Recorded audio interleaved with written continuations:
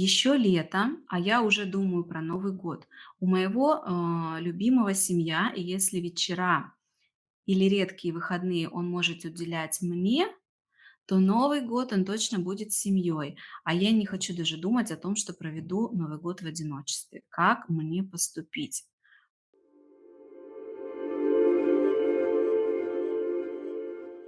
Вы сейчас затронули действительно очень важную тему, которая прям красной ниточкой проходит сквозь все любовные отношения, где любовница постоянная, длительное время, и, может быть, они уже не первый год, и действительно любовница начинает немножечко путать эти роли, немножко забываться о своем положении и, еще не имея на это оснований, заранее уже как бы жить наперед, претендовать на время семейных праздников. Как вам быть? Остановитесь. Это самое частое, что я говорю, потому что все начинается с остановки. Остановитесь, замедлитесь и попробуйте для себя сама расставить точки над «и». Кто вы, в какой вы роли, насколько вы любовница, что он вам обещал. Прочувствуйте границы, на что вы имеете право, на что нет.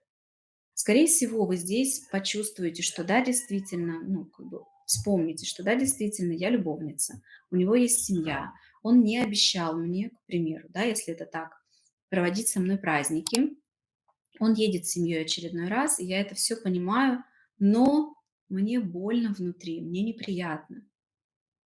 Еще раз остановитесь в этот момент и прочувствуйте все эти чувства. Вы имеете право на эти чувства. Эти чувства важно и полезно замечать, потому что если вы не прочувствуете их, не посмотрите на них открыто, а где-то их страмбуете внутри у себя, они будут немножечко отравлять изнутри, травить и портить отношения, портить свое самочувствие, состояние.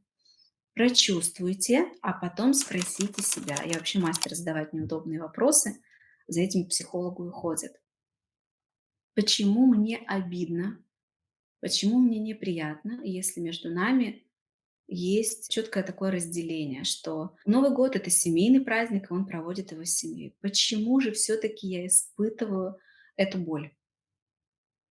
Скорее всего, там чаще всего бывает ответ: ну потому что я хочу быть на месте семьи, ну потому что я хочу быть его семьей, ну потому что я ревную его к семье. И вот это момент, здоровский такой замечательный момент для перезагрузки. Потому что перезагрузка нужна не только в семейных отношениях, но и в отношениях любовница, любовник, у которого есть жена, когда эти отношения затягиваются уже так долго длятся, там тоже бывает полезна перезагрузка. Приходите на мой канал, на этом канале есть видеоролики на тему перезагрузки отношений в любовном треугольнике, перезагрузка отношений для любовницы.